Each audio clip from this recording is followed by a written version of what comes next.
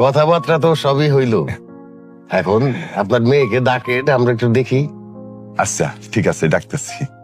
কাজল, মা কাজল, এদিকে আই তো মা।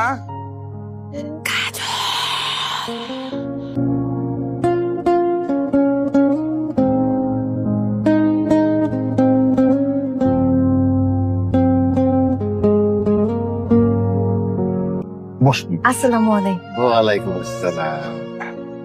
এই বসা ভাই। জি। এ হচ্ছে আমার একমাত্র আদরের মাইয়া কাজল।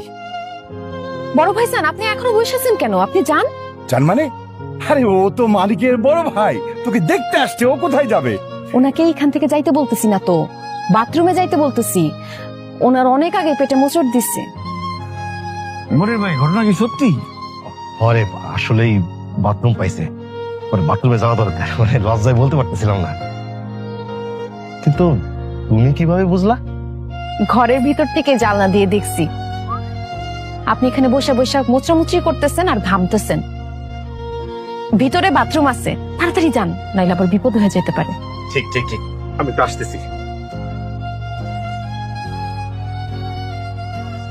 মাশাআল্লাহ মাশাআল্লাহ, মেয়ে যেরকম বুদ্ধিমতী তেমন দেখতে মিষ্টি। আম্মা, জিজ্ঞেস করেন, কিছু জিজ্ঞেস করার থাকলে। হ্যাঁ করবো তো অবশ্যই। যা জিজ্ঞেস করার পরে জিজ্ঞেস করবেন, আগে আপনারা কিছু খায় নেন।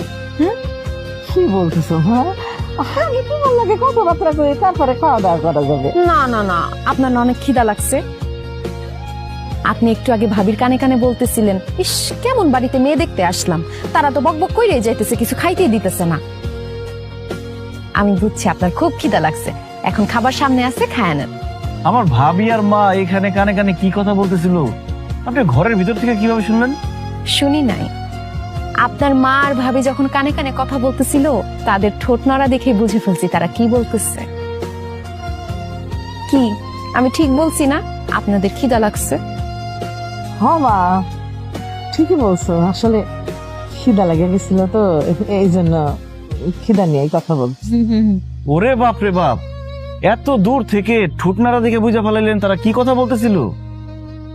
আব্বা, এই মেয়ে তো খুবই ডেঞ্জারাস। আরে না, ডেঞ্জারাস না, মেয়ে তো অনেক চালাক, চতুর, বুদ্ধিমতী, গুণবতী, খুবই সুন্দর। আমার তো খুবই পছন্দ হয়েছে। মা, আমার ছেলে তোমার মতো চালাক চতুর না হইলেও খুব ভালো ছেলে। জি, ছেলে ভালো, তো আর রাত জায়গা নীলপরি নামের একটা মেয়ের সাথে কথা বলে, তার সঙ্গে প্রেম করে। এই একদম ফালতু কথা বলবেন না। আপনার কে বলছে যে আমি নীলপরি নামের আইডির সাথে প্রেম করি, কথা বলি? কারণ নীলপরি আমার ফেক আইডি।